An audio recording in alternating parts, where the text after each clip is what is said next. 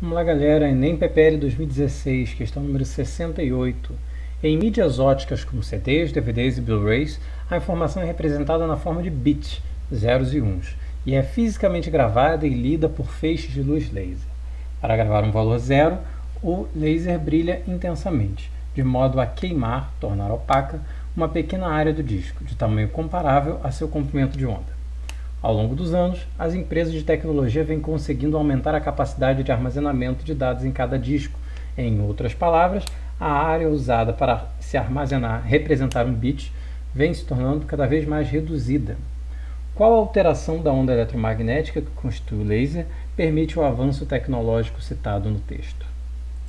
Vamos lá, pessoal, se liga. A questão diz que a informação é armazenada num pedacinho do disco e o tamanho desse pedacinho é proporcional ao comprimento de onda da luz. Então, se eu quero armazenar mais informação num disco que no total tem o mesmo tamanho, eu preciso armazenar em pedacinhos cada vez menores. Se esses pedacinhos são proporcionais ao comprimento de onda, o comprimento de onda precisa ser cada vez menor. Beleza?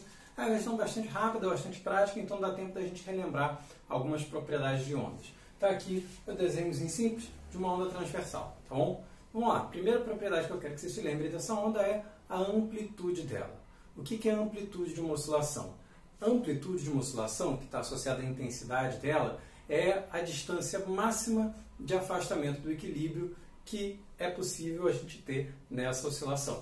Por exemplo, essa altura aqui, ó, ela equivale à amplitude dessa onda. Tá beleza? Para além disso, o que vem a ser o comprimento de onda de uma onda? O comprimento de onda de uma onda é uma aproximação que a gente faz porque a gente não tem como falar de tamanho de uma onda. Falar de tamanho de uma onda não faz absolutamente nenhum sentido, tá bom? Então o que a gente faz? A gente parte da ideia de que a onda é um fenômeno repetitivo e isola o tamanho de uma única repetição. Quando a gente isola o tamanho de uma única repetição, a gente pode fazer isso, por exemplo, marcando duas cristas, ou poderia ser dois vales também, a gente tem ali o nosso comprimento de onda. E para além disso, a gente também tem a frequência de uma onda, que diz respeito a quantas oscilações ela faz por segundo.